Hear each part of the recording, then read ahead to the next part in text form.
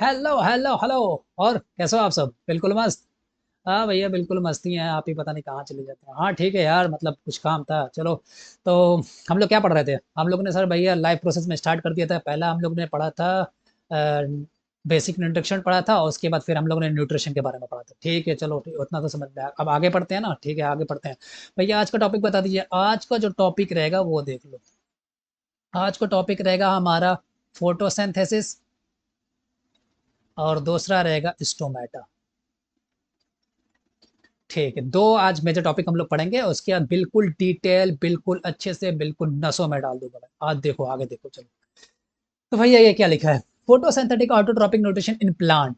भैया हम लोगों ने बचपन में ये तो सुना था कि फोटोसिंथेसिस जो होता है वो प्लांट में होता है। उसके बाद अब आगे आप बताइए। ठीक है मैं बताऊंगा। फोटोसिंथेसिस एक प्रोसेस होता है जिससे प्लांट अपना फूड बनाता है खाने के लिए। उसी को कहते हैं फोटोसिंथेसिस। एक प्रोसेस होता है। बट भैया प्रोसेस में यूज क्या क्या होता है, यूटिलाइजेशन तो बताइए। आखिर फोटोसिंथेसिस एक प्रोसेस होता है, तो इसमें कुछ तो कुछ लगता होगा। बिल्कुल बताएंगे। फोटोसिंथेसिस में जो पहला लगेगा वो हमारा CO2 हो गया। दूसरा देख लो क्लोरोफिल। तीसरा हमारा हो जाएगा सनलाइट। चौथा हो जाएगा H2O, जिसे हम लोग क्या कहते हैं, वाटर। ठीक है भैया, मतलब ये चार मेजर चीज होते हैं जो फोटोसिंथेसिस में यूज होते हैं।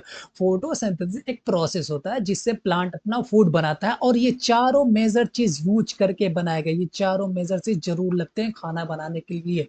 तो वो भैया ठीक है, इतना तो जानते हैं कि CO2 हमारे एटमॉस्फेयर में प्रेजेंट होता है। सनलाइट भी हमारा सन से मिल लेता है। वाटर जमीन से, मतलब सॉइल से। जो प्लांट जो होता है वो सॉइल से वाटर लेता है। सनलाइट CO2 कहाँ से लेता है? एटमॉस्फेयर से लेता है। सनलाइट कहाँ से लेता है? जाहिर सी बात है सन से ले गए। और क्लोरोफिल क्या होता है भैया, ये तो बता दो। ये तो मुझे कुछ नया टर्म लग रहा है ऐसा। क्लोरोफिल जो होता है ना, वो हमारा जो क्लोरोफिल लीव्स में पाए जाते हैं।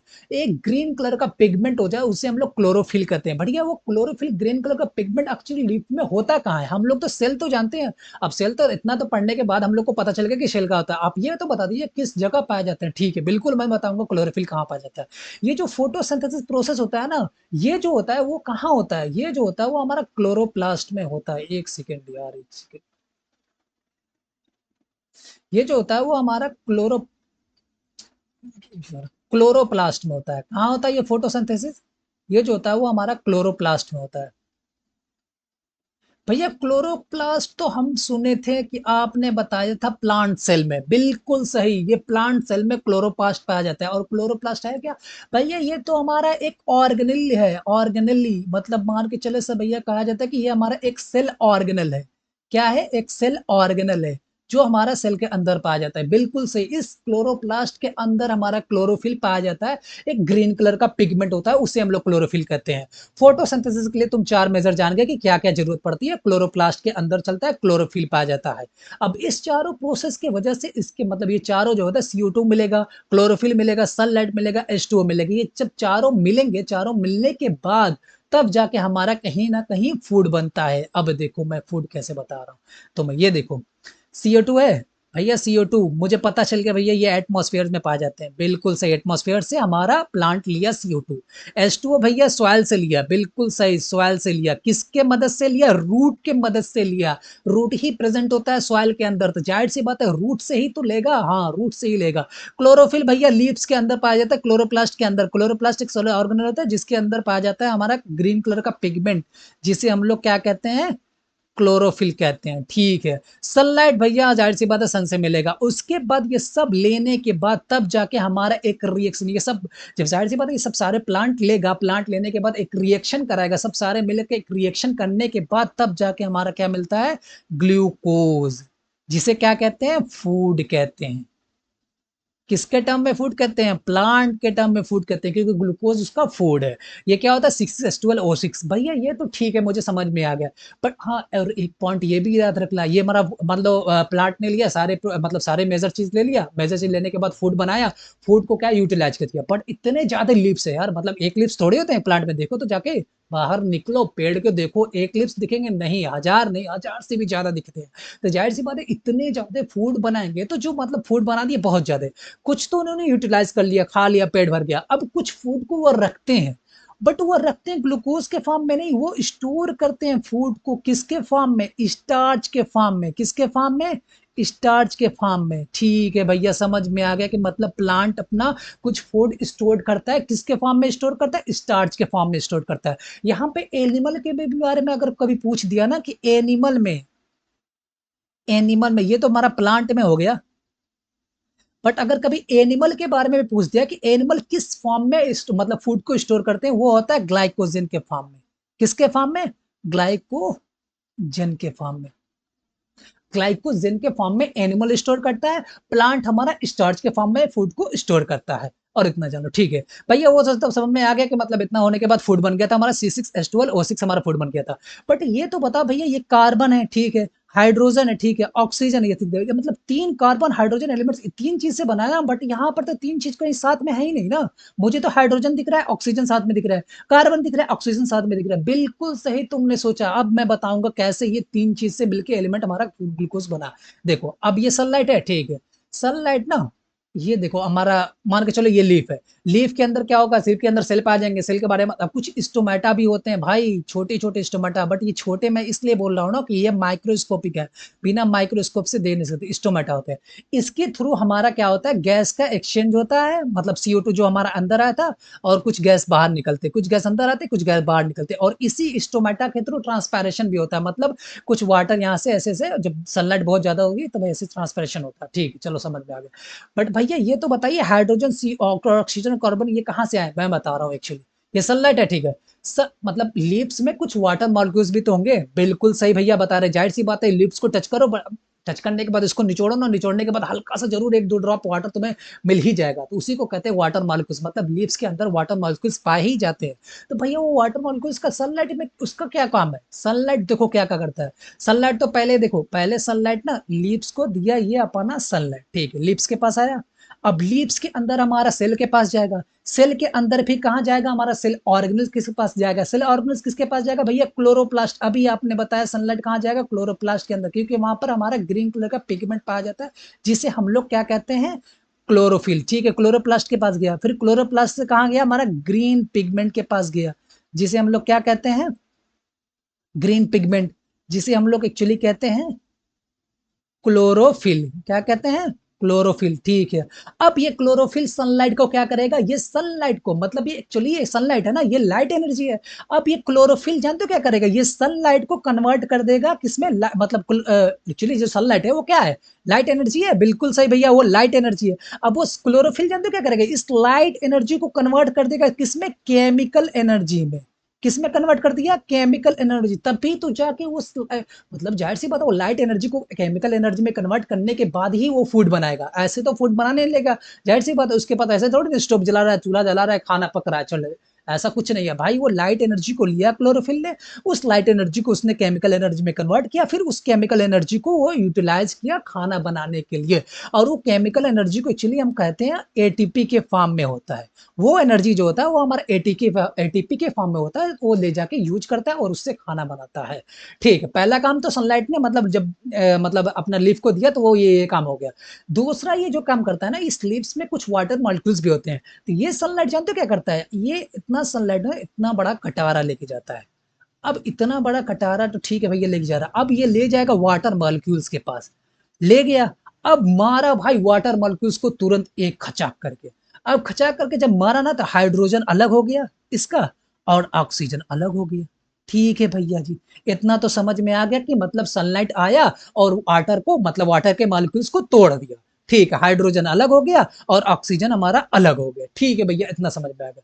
बट भैया ये हाइड्रोजन और ऑक्सीजन जब अलग हुए ना, तो ये साथ में मतलब ये साथ में ही रहते थे, बट अब इनको कुछ चाहिए। ये हाइड्रोजन कह रहा है भैया मुझे चाहिए, मुझे अकेले रहने में मजा नहीं आ रहा, मुझे तो कुछ चाहिए।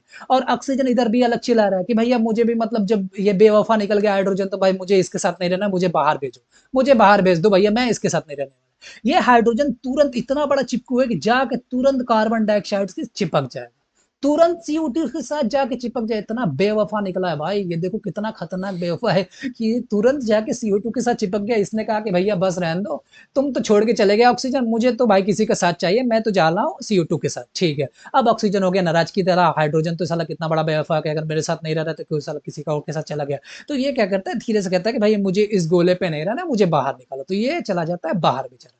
अब देखो जब ये हाइड्रोजन गया कार्बन डाइऑक्साइड के पास, CO2 के पास, अब देखो जब ये हाइड्रोजन इससे मिलेगा तब जाके ये देखो प्रोसेस बनने के बाद तब देखो यहाँ पर कार्बन, हाइड्रोजन, ऑक्सीजन। अब यहाँ पर भी जब हाइड्रोजन इससे जाके चिपका, कार्बन, CO मतलब ऑक्सीजन और ये हाइड्रोजन। अब समझ में आ गया कैसे मतलब ग्लूकोज यहाँ पर बना, C6H12O6 कैसे बना? हाँ बिल्कुल भैया समझ में आ गया कि ये हाँ यहाँ पर वाटर मॉलिक्यूल्स की बेवफाई थी कि उन्होंने जब वाटर मॉलिक्यूल्स का जब टूटा, हाइड्रोजन की बेवफाई भी कि हाइड्रोजन ने जाके कार्बन डाइऑक्साइड से बॉन्ड कर गया और वो हमारा बना लिया ग्लूकोज। बट ऑक्सीजन को बहुत ही दुख पहुंचा तो वो ऑक्सीजन हमारा क्या हुआ, वो इस गोलों के छोड़ के बाहर निकल गया भैया, उसको इसको गोले पे रहने के मजा ही नहीं आ रहा था क्योंकि उसको भाई धोखा मिल गया था, जाहिर सी बात है। तो इतना तो समझ में आ गया कि मतलब ये हमारा ग्लूकोज बना कैसे। ठीक है भैया, अब आगे देख लेते हैं, मैकेनिज्म देख लेते हैं। अब देखो क्या लिखा है कि मैकेनिज्म ऑफ फोटोसिंथेसिस, फोटोसिंथेसिस का मैकेनिज्म देख लो। पहला क्या लिख रहा है, absorption of light energy by chlorophyll. मैंने बताया था ना क्लोरोफिल क्या करता है, लाइट को ऑब्जर्व कर रहा था। पहले तो हमारा मतलब लाइट आया, क्लोरोफिल ने उसको ऑब्जर्व किया, फिर क्लोरोफिल क्या कर रहा था, उस लाइट एनर्जी को कन्वर्ट कर रहा था किसमें, केमिकल एनर्जी में। अब देखो क्या लिखा है, conversion of light energy to chemical energy, किसके फॉर्म में, एटीपी के फॉर्म में वो केमिकल एनर्जी रहता है।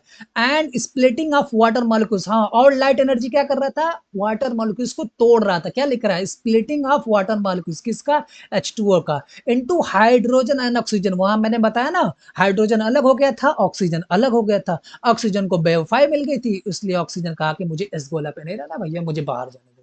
वो बहुत गुस्सा हो गया था यार, भाई जी बात है यार, तुम्हारे साथ अगर कोई ऐसा करे कि मतलब 2 दिन के लिए तुम बाहर जाओ और वो निकल ले किसी और के साथ, तो तुम कहोगे अरे बिल्कुल गुस्सा लग जाएगा। अब देखो यहाँ पर क्या, reduction of carbon dioxide to carbohydrate. हाँ जो हाइड्रोजन जा रहा था ना उसके पास, हाइड्रोजन गया CO2 के पास। अब तुम लोग ये पढ़े होगे रिडक्शन और ऑक्सीडेशन क्या होता है, कहाँ पढ़े होगे आप लोगों ने, केमिस्ट्री में, ठीक है। तो अब मुझे तो इतना जानना है कि आपको रिडक्शन के बारे में पता है, इसलिए क्या लिखा है, रिडक्शन अब किसका रिडक्शन हो रहा है, कार्बन डाइऑक्साइड का, मतलब CO2 का रिडक्शन हो रहा है टू फॉर्म, वो क्या बना, कार्बोहाइड्रेट्स बना, कार्बोहाइड्रेट्स बना ना, मतलब कार्बन तो था, मतलब CO2 था, और हाइड्रोजन जब आया उसके साथ तो वो क्या बन गया, हमारा कार्बोहाइड्रेट बन गया। समझ में आया ना बात, बिल्कुल समझ में आया। चलो अब आगे देखते हैं। अब स्टोमेटा के बारे में भैया कुछ बता दीजिए, स्टोमेटा क्या, स्टोमेटा आपने बता दिया था एक्चुअली, स्टोमेटा था क्या, देख लो अब स्टोमेटा के बारे में। स्टोमेटा टीनी, बहुत छोटा सा माइक्रोस्कोपिक पोर्स, मतलब एक छोटा सा छेद होता है जिसे हम लोग माइक्रोस्कोप से ही देख सकते हैं। Like structure present on surface of leaf, leaf के सरफेस पे पाया जाता है, एक छोटा सा माइक्रोस्कोपिक पोर की तरह होता है, उसी को हम लोग कहते हैं स्टोमेटा। अब दिखा रहा हूं मैं स्टोमेटा किसे कहते हैं, ये देखो, ये जो दिख रहा है ना आपको, जो ये ग्रीन कलर का मैं दिखा रहा हूँ, ये देखो एक्चुअली, ये जो इधर देखो, इधर इधर, हाँ यही यही यही यही यही यही बस यही यही यही यही है, हाँ इसी को कहते हैं स्टोमेटा पोर। क्या कहते हैं, स्टोमेटा पोर। ये देखो यहाँ पर स्टोमेटापोर बंद है क्योंकि यहाँ क्या लिखा है, क्लोज्ड स्टोमेटा, और यहाँ पर क्या लिखा है, ओपन स्टोमेटा, इसलिए यहाँ पर स्टोमेटा ओपन है तो इसलिए स्टोमेटापोर दिख रहा है आपको। ठीक है भैया जी, वो तो सब समझ में आ गया कि स्टोमेटा क्लोज्ड है और स्टोमेटा ओपन है। बट आप ये तो बताइए कि ये बगल बगल में क्या है, बीन की तरह, शेप की तरह दिख रहा है, सी शेप्ड की तरह ये भी दिख रहा है, ये भी सी शेप्ड की तरह, मतलब बीन जैसे तुम लोग राजमा ने खाया होगा ना, हाँ देखो राजमा की तरह दिख रहा है कि नहीं, ये भी राजमा की तरह दिख रहा है।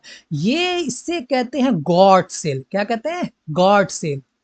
क्या लिखा है यहाँ पर, ये देखो यहाँ पर क्या लिखा है, गॉड से लिख रहा है, इस दोनों को क्या कहते हैं, जो हमारा राजमा की तरह शेप्ड है इसको कहते हैं हम लोग गॉड सेल। और गॉड सेल के अंदर देखो क्या पाया जाता है, न्यूक्लियस पाया जा रहा है, मतलब सेल ऑर्गेनल्स पाया जा रहा है, मतलब सही कह रहे हैं भैया, मतलब न्यूक्लियस देखने के बाद ही इतना समझ में आ गया कि मतलब वो एक्चुअली गॉड सेल है, उसके पास सेल ऑर्गेनल्स पाए जा रहे हैं। देखो यहाँ पर क्या लिखा है, न्यूक्लियस पाए जा रहे हैं।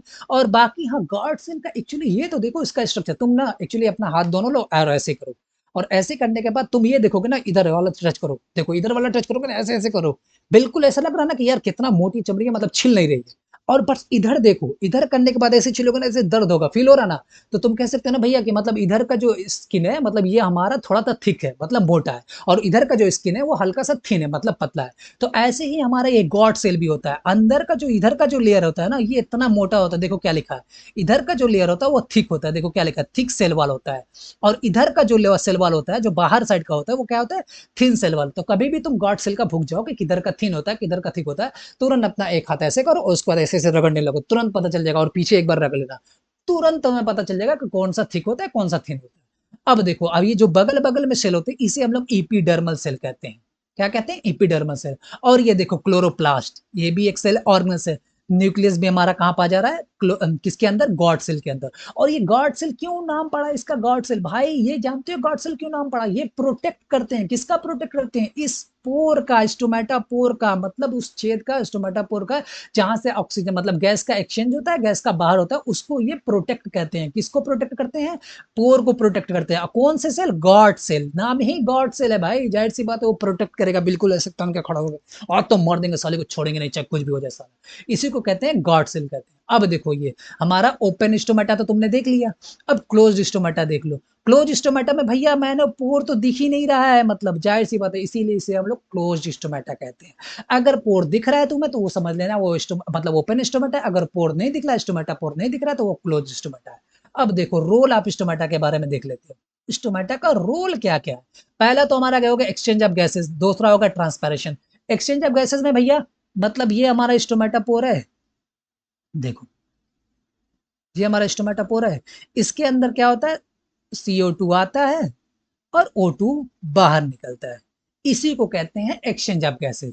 और ट्रांसपैरेशन क्या होता है, इसी छेद के अंदर से हमारा जब सल मान को तुम कभी कभी जाके ना ऐसे पेड़ के पास मतलब एकदम बिल्कुल बैठे रहना ना, कभी कभी तुम मतलब पेड़ के नीचे ही बैठे रहना, हल्का हल्का ठंडी होता है तुम्हें, मतलब ठंडा महसूस होगा ना पेड़ के नीचे ही बैठने से, मतलब मान के चलो खूब तेज धूप है, मतलब बहुत तड़कती धूप है, तुम अपने छत के नीचे बैठ गए, तुम्हें बहुत मतलब अच्छी खासी गर्मी लगेगी, बट वहीं खूब तेज धूप के मतलब एक मान लो एक पेड़ है, इस पेड़ के नीचे यहाँ पर मान के चलो एक बैठने का जगह है, यहाँ पर तुम आके बैठे हो ना तो तुम्हें बहुत ठंडा महसूस होगा। क्यों ठंडा महसूस हो रहा है भाई, यहाँ पर क्या हो रहा है ना, इस लीफ जितने यहाँ पर लीफ हो रहा है ना, उससे ट्रांसपैरेशन हो रहा है, मतलब वहां पर हल्की हल्की सी क्या हो रहा है, ट्रांसपैरेशन हो रहा है। तो यहाँ से H2O स्टोमेटा से ही क्या निकल रहा है, ऐसे ऐसे हमारे वेपर के फॉर्म में H2O निकल रहा है, मतलब क्या निकल रहा है, H2O मतलब वाटर निकल रहा है भाई इस क्लिप से, मतलब हर एक क्लिप से सोचो मतलब इतना तेज धूप पड़ेगा ना, उसको वेपर के फॉर्म में H2O निकलने लगता है स्टोमेटा के थ्रू। तो अब उसके बाद जब बाहर से बात है, उस जगह पे जब इतनी ज्यादा ह्यूमिडिटी जब फैल जाएगी, इतना ज्यादा ट्रांसपैरेशन हो रहा है, इतना ज्यादा मतलब वाटर निकल रहा है एक ही क्लिप से, तो जाहिर सी बात है बहुत ज्यादा हो जाएगा, तो मतलब उस जगह इतनी ज्यादा ह्यूमिडिटी हो जाती है, तो तुम जब जाके नीचे बैठते हो तब जाके तुम्हें ठंड का महसूस होता है, कहते हो अरे हाँ यार मतलब इतना ज्यादा क्यों ठंड लग रहा है, तब तुम्हें समझ में आएगा। अब कभी भी तुम जाके गांव के नीचे जब पेड़ के नीचे बैठोगे तब तुम्हें समझ में आ जाएगा क्यों ठंड यहाँ पर महसूस हो रहा है, और घर पे मैं जाता तो क्यों गर्म महसूस हो रहा है। तुरंत तुम बगल वाले को कॉलर पकड़ के बताओगे भैया ठंड इसलिए यहाँ पर लग रही है क्योंकि यहाँ पर हजार लीव्स है, और हजारों लीव्स से क्या होता है, ट्रांसपैरेशन हो रहा है, मतलब H2O हमारा वेपर के फॉर्म में रिलीज हो रहा है, इसलिए वहां आसपास इतनी ज्यादा ह्यूमिडिटी है कि जिसकी वजह से हमें ठंड महसूस हो रहा है। समझ में आ गया ना, एक्सचेंज ऑफ गैसेस भी समझ में आ गया, ट्रांसपैरेशन भी समझ में आ गया कि H2O वहां से निकल रहा है, उसी को हम लोग कहते हैं ट्रांसपैरेशन। ठीक, अब आगे देखते हैं, opening and closing of stomata. भाई ये तो बता दो कि मतलब कब कब ओपन हो रहा है और कब कब क्लोज होता है, और क्यों क्लोज होता है, मतलब क्या ऐसा उसके साथ होता है कि स्टोमेटा क्लोज होता है, और क्या उसके साथ ऐसा होता है कि स्टोमेटा मतलब ओपन हो जाता है। अब मैं तुम्हें दिखाऊंगा, ये देखो एक ही स्टोमेटा देख लो, ये बताओ स्टोमेटा क्लोज है कि ओपन है। भैया साफ पता चल रहा है कि ये स्टोमेटा क्लोज है, आपने जिस हिसाब से बनाया ठीक है भैया जी। अब एक और स्टोमेटा मैं बना दे रहा हूँ,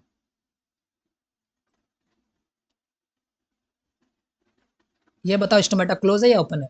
भैया यार क्या मतलब एकदम मुझे गधा ही समझ रहे हैं, जाहिर सी बात है स्टोमेटा यहाँ पर ओपन है। ठीक है भैया जी, बहुत टैलेंटेड हो आप लोग यार, बहुत टैलेंटेड हो। चलो ठीक, ये बताओ स्टोमेटा क्लोज है ओपन है। भैया जी यार स्टोमेटा क्लोज है, जाहिर सी बात है, हाँ ठीक है, यहाँ पर स्टोमेटा क्लोज है। अब देखो क्या होता है, यहाँ पर जब ना ये जो गार्ड सेल है, ये गार्ड सेल है ना, बिल्कुल भैया गार्ड सेल है। अब इस गार्ड सेल के अंदर H2O का एंटर होता है, किसका एंटर होता है, वाटर का एंटर होता है। अब जब इतना ज्यादा वाटर इसके साथ इंटर करेगा ना, मतलब मान के चलो यहाँ पर क्या हो रहा है, H2O का क्या हो रहा है, इंटर होना। जब अब गार्ड सेल में जब H2O का एंटर होगा ना, तब ये गार्ड सेल धीरे धीरे स्वेल होंगे, क्या होंगे, गार्ड सेल क्या हो रहे हैं यहाँ पर स्वेल हो रहा है। देखो भाई स्पेलिंग मुझे मत कहना, स्वेल की स्पेलिंग क्या थी यार, सेवल। अब ये गॉड सेल क्या हो रहा है, सेवल हो रहा है। ठीक है, वाटर जैसे जैसे एंटर करेगा वैसे वैसे गॉड सेल मतलब फूलेगा, सेवल होगा, उसके बाद वो धीरे धीरे सेवल हो रहा है। मतलब यार जाहिर सी बात है, तुम बैलून लो, बैलून को उसमें वाटर पानी भरो, पानी भरोगे जैसे जैसे पानी भरोगे वैसे वैसे सेवल होगा ना, बिल्कुल ऐसे ही काम यहाँ पर गॉड सेल के साथ हो रहा है। गॉड सेल में H2O भरा जा रहा है और H2O हमारा गॉड सेल का हो रहा है सेवल होते जा रहा है। सेवल होने के बाद यहाँ पर देखो H2O एंटर किया, गॉड सेल सेवल हुआ। जब गार्ड सेल सेवल हुआ ना, तब यहाँ पर देखो क्या हुआ, तुरंत इसका रिजल्ट यहाँ पर देखने को मिल गया कि स्टोमेटा हमारा ओपन हो गया। स्टोमेटा क्या हो गया, यहाँ पर ओपन हो गया। जैसे ही पूरा गार्ड सेल एकदम मतलब मान के चलो पूरी पानी डबाडब भर गई, तुरंत गार्ड सेल ओपन हो रहा है। अब मान के चलो यहाँ पर क्या हो रहा है, अब गार्ड सेल धीरे धीरे से गार्ड सेल H2O को रिलीज कर रहा है, मतलब H2O को एग्जिट कर रहा है, बाहर निकाल रहा है। अब देखना इसका रिजल्ट क्या होगा। अब जैसे ही H2O यहाँ से क्या हुआ, H2O एग्जिट, और क्या होगा कि यहाँ पर गार्ड सेल क्या होगा, अब जब वाटर जब बाहर निकलेगा तो क्या होगा, श्रिंक होगा ना, बिल्कुल भैया श्रिंक होगा। ठीक है, यहाँ पर लिख लो श्रिंक। अब श्रिंक जब हो जाएगा, मतलब जब ये प्रोसेस होगा कि H2O जब बाहर निकल रहा है और गार्ड सेल श्रिंक हो रहा है, तो इसका जो रिजल्ट होगा ये होगा, मतलब स्टोमेटापोर क्या होगा, स्टोमेटापोर क्या होगा, क्लोज्ड होगा। बिल्कुल सही, स्टोमेटापोर क्लोज्ड हो जाएगा। मतलब भैया समझ में आ गया कि गार्ड सेल में जब OH2 जाता है तो वो सेवल होता है, तो स्टोमेटापोर ओपन हो जाता है, और जैसे ही गार्ड सेल से H2O बाहर निकलता है, स्टोमेटा मतलब H2O सेल गार्ड निकलता है और गार्ड सेल श्रिंक होता है, वैसे स्टोमेटापोर हमारा क्लोज्ड हो जाता है। बिल्कुल सही, इसी को कहते हैं, क्या कहते हैं, क्या लिखा है, मतलब opening and closing of stomata. यहाँ पर देखो मतलब एक अच्छा सा 3D मतलब एक स्ट्रक्चर ला के दिखा दिया तुम्हें कि देखो H2O यहाँ अंदर जा रहा है, यहाँ पर भी H2O अंदर जा रहा है, यहाँ पर भी H2O अंदर जा रहा है, तो देखो स्टोमेटापोर यहाँ पर फुला हुआ है, मतलब बिल्कुल फुला हुआ है, तो स्टोमेटापोर यहाँ पर गार्ड सेल फुला हुआ है, तो स्टोमेटापोर हमारा यहाँ पर खुला हुआ। अब देखो यहाँ पर H2O बाहर निकल रहा है, यहाँ पर भी H2O बाहर निकल रहा है, यहाँ पर भी H2O बाहर निकल रहा है, यहाँ पर भी H2O बाहर निकल रहा है। तब जब बाहर निकलेगा तो गार्ड सेल श्रिंक होगा, जब गार्ड सेल श्रिंक होगा स्टोमेटापोर गायब हो जाएगा, जाहिर सी बात है, स्टोमेटापोर दिख ही नहीं रहा है। इसी को कहते हैं स्टोमेटा क्लोजिंग, ऐसे कहते हैं स्टोमेटा ओपनिंग। बिल्कुल सही, एकदम सिंपल है यार। और इतना याद रख लेना, ये जरूर एग्जाम में पूछेगा, इतना तो मैं गारंटी के साथ पूछ सकता हूँ, मतलब बता सकता हूँ, पूछ नहीं सकता हूँ, बता सकता हूँ कि ये तो जरूर तुम्हारे एग्जाम में पूछेगा, 100% पूछेगा, ये जरूर देख लेना। चलो बाहर देख। हाँ भैया जी, ये तो देख लो, फोटोसिंथेसिस इन डेजर्ट प्लांट। भैया डेजर्ट प्लांट में कैसे फोटोसिंथेसिस होता है वो भी तो बता दो। बिल्कुल बता रहे हैं, जिसे डेजर्ट प्लांट्स को एक्चुअली हम लोग क्या कहते हैं, ज़ेरोफाइट्स भी बोलते हैं। क्या कहते हैं हम लोग, डेजर्ट प्लांट्स को ज़ेरोफाइट्स भी कहते हैं। क्या कहते हैं, ज़ेरोफाइट्स भी। अब देखो बट ये है ना कि डेजर्ट प्लांट्स में जो प्लांट हो, मतलब डेजर्ट प्लांट्स में जो प्लांट पाए जाते हैं, वो ना नाइट में स्टोमेटा ओपन करते हैं। भैया ये तो कुछ अलग बता दिया। अभी आप बता रहे थे कि दिन में टाइम में स्टोमेटा ओपन कर रहे हैं, अब यहाँ पर बता रहे हैं कि रात में टाइम में स्टोमेटा ओपन कर रहे हैं। बिल्कुल भाई, क्यों स्टोमेटा वो रात में ओपन कर रहे हैं, उसका भी कुछ रीजन है बेचारे को, मतलब ये देख रहे हो एकदम पूरा खूनी दरिंदर दिख रहा है। बिल्कुल हाँ, कहें कि वो बहुत गुस्सा हुआ है। एक तो टोपी पहना हुआ है कि रात के समय इसको स्टोमेटा ओपन कर रहा है, इसीलिए टोपी पहना, ठंड लगती है भाई रात में इसको यार। बिल्कुल सही। तो ये क्यों रात में स्टोमेटा ओपन कर रहा है, क्योंकि यार तुम डेजर्ट चले जाओ, चले जाओ, इतनी तगड़ी धूप रहेगी, इतनी तगड़ी धूप रहेगी ना भाई, तुम्हारा पसीना छूट जाएगा, पापड़ निकल आएगा तुम्हें, बताओ। तुम्हारे हर एक बॉडी, मतलब मान के चलो ना, इतना 2 घंटा के अंदर तुम्हें इतनी प्यास लगेगी ना, पूछो मत। हर एक एक घंटा के अंदर मतलब पूरा तुम्हारी खींच लेगा यार, पूरा मतलब एक एक तुम्हारे पार्ट से अच्छे से खासा H2O निकाल लेगा। तो इसीलिए यहाँ पर जितने प्लांट्स होते हैं ना, वो सब अपने आप को इस प्रकार इस मतलब इस तरीके से ढाल लेते हैं कि वो रात में ही स्टोमेटा मतलब स्टोमेटा को ओपन करते हैं, ताकि अगर दिन में वो स्टोमेटा ओपन कर लिए भाई, वो 2 मिनट के अंदर पूरा पानी को उड़ा लेके चले जाएगा। सनलाइट पूरे पानी को उड़ा के लेके चला जाएगा। जब सनलाइट इसके पास पानी ही नहीं बचेगा तो जिंदा क्या रहेगा यार, मर ही जाएगा। जाहिर सी बात है भाई। मतलब एक प्लांट को तुम ले जाओ धूप में रख दो, ठीक, उसके बाद देखना बहुत अच्छा खासा मतलब पानी उड़ेगा। तो इसलिए ये प्लांट जो होते हैं ना, वो अपना दिमाग लगाते हैं, ये कहते हैं भैया ना, मैं तो रात में ही स्टोमेटा ओपन करूंगा, ताकि रात में मैं अपना CO2 ले लूं, और उसके बाद मतलब जो भी मतलब एक्सचेंज करना है, ट्रांसपेरेशन भी जो भी जोर सा करना है वो मैं उस समय ही कर लूं, और मतलब मैं अपना वाटर भी रात में ही मतलब रूट के थ्रू ले लूं। ये अपना रात में ही अपना मतलब डिपेंड रहते हैं। तो ये क्या करते हैं ना, स्टोमेटा ओपन करते हैं रात में, और ये क्या करते हैं, इस स्टोमेटा मान लो यहाँ पर एक स्टोमेटा है, इस स्टोमेटा के थ्रू रात में ये हमारा CO2 को लेते हैं और O2 को बाहर भी निकालते हैं। और ये रात में जब इनका ऐसे जड़ जो रहता है, मतलब वो सॉइल के अंदर मैं बता रहा हूँ, चलिए ये सॉइल है, ठीक है, इस सॉइल के अंदर जो ये रूट होता है, ये हमारा क्या करता है, सॉइल से H2O को लेता भी है। कब लेता है, ये रात के अंदर लेता है। कब लेता है, ये रात में लेता है। और रात में लेने के बाद उसके बाद ना एक प्रोसेस करते हैं इसके अंदर, मतलब एक केमिकल प्रोसेस चलता है। उस केमिकल प्रोसेस करने के बाद एक सब्सटेंस बनाता है, जिसे हम लोग इंटरमीडिएट सब्सटेंस कहते हैं। क्या कहते हैं, इंटरमीडिएट प्रोडक्ट कहते हैं एक्चुअली उसे हम लोग। प्रोडक्ट क्या कहते हैं, इंटरमीडिएट प्रोडक्ट। वो बन भैया वो क्या होता है इंटरमीडिएट प्रोडक्ट, जिसे हम लोग मेलिक एसिड कहते हैं। क्या कहते हैं, मेलिक एसिड। मतलब रात में उन्होंने स्टोमेटा ओपन किया, CO2 को अंदर लिया, उसके बाद वाटर को भी लिया, उसके बाद लेने के बाद उन्होंने एक केमिकल रिएक्शन अपने अंदर परफॉर्म किया, बहुत ढेर सारा केमिकल रिएक्शन चलता है, उस केमिकल रिएक्शन करने के बाद एक इंटरमीडिएट प्रोडक्ट बनाया जिसका नाम उन्होंने मैलिक एसिड रखा, और उस मैलिक एसिड को रात में बना के रख लिया। अब जैसे ही दिन होगा, मतलब जैसे ही गुड मॉर्निंग होगा, भैया जी गुड मॉर्निंग, आओ मैं आ गया, अब जैसे ही गुड मॉर्निंग होगा तुरंत वो क्या करेगा, सनलाइट आया, अब वो सनलाइट आने के बाद वो क्या करेगा ना, अब और सारा केमिकल, मतलब केमिकल वो कह रहे रिएक्शन करेगा।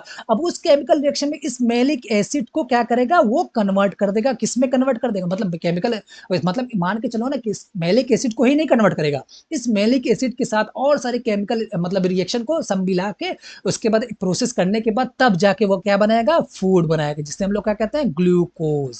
क्या बनाएगा, जिसे हम लोग क्या कहते हैं, फूड कहते हैं। समझ में आया? मतलब कैक्टस कह रहा है यहाँ पर, ये कह रहा है कि भाई मैं रात में अपना स्टोमेटा ओपन करूंगा, क्योंकि दिन में अगर मैंने स्टोमेटा ओपन किया तो मेरा सारा पानी उड़ जाएगा, इतनी तेज धूप होती है। तो इन्होंने कहा कि मैं रात में स्टोमेटा ओपन करूंगा, तो इन्होंने रात में स्टोमेटा ओपन किया, CO2 बाहर से लिया, एटमॉस्फेयर से लिया और वाटर सॉइल से लिया, लेने के बाद के बहुत सारे केमिकल रिएक्शन परफॉर्म किए, उसके बाद एक प्रोडक्ट बना जिसे हम लोग इंटरमीडिएट प्रोडक्ट कहते हैं, जिसका नाम उन्होंने मेलिक एसिड रख दिया। अब ये मेलिक एसिड रात भर में बन के रखा रहेगा, जैसे ही सनलाइट पड़ेगी और सारा ये केक्टस मतलब केमिकल रिएक्शन परफॉर्म करेगा, उसको बाद वो मेलिक एसिड को लेके तुरंत बना देगा एक ग्लूकोज, मतलब फूड बना देगा। अब इस फूड का वो यूटिलाइजेशन करे, चाहे स्टोर करे, स्टोर किस फॉर्म में करेगा, स्टार्च के फॉर्म में करेगा, और यूटिलाइजेशन कर लिया तो यूटिलाइजेशन कर लेगा। ये कहते हैं डे टाइप का स्टोमेटा, मतलब डे में क्या होता है स्टोमेटा, इसका क्लोज्ड रहेगा, और नाइट में क्या होगा स्टोमेटा, इसका ओपन रहेगा। ये बिल्कुल इतना ध्यान रखने ना कि जो हमारे ज़ेरोफाइट प्लांट्स, मतलब जिसे हम लोग डेजर्ट प्लांट्स कहते हैं, वो क्या कहता है, डे टाइम में स्टोमेटा क्लोज रखता है, क्योंकि धूप बहुत ज्यादा होती है, वाटर पानी पूरा उड़ के चला जाएगा, और नाइट टाइम में स्टोमेटा खोल देता है, क्योंकि ठंडी माहौल होती है, वहां पर पानी उड़ने का उसका कोई रिस्क नहीं होता, इसलिए होता है। देखो बिल्कुल खतरनाक दिख रहा है कि नहीं, देख रहे हो कितनी ये देखो इसकी आंखें बना लो, ये देखो खतरनाक दिख रहा है, दिख रहे हो, एकदम गुस्से में है कि भैया मुझे इतनी तेज धूप दे दी है कि मैं रात में ही बिल्कुल पगला जाता हूँ, रात में ही मैं स्टोमेटा ओपन करूंगा, दिन में तो करूंगा ही नहीं। बिल्कुल सही, अब बिल्कुल समझ में आ गया ना यहाँ तक? ठीक है, चलो अब आगे देखते हैं। बस आज की बातें यहीं तक। तो ठीक है, आज की बातें यहीं तक, बाकी बातें कल करते हैं। थैंक यू एंड धन्यवाद, और बाकी लेक्चर देखने के लिए बिल्कुल पहले लेक्चर देख के आया करो भाई, रिवीजन करके आया करो, बिल्कुल मजा आ जाएगा, फाड़ देंगे। अब आगे वाले लेक्चर में और खतरनाक बनाना। चलो, तो चलो ठीक है, आज की बातें यहीं तक, बाकी बातें कल करते हैं। थैंक यू, धन्यवाद।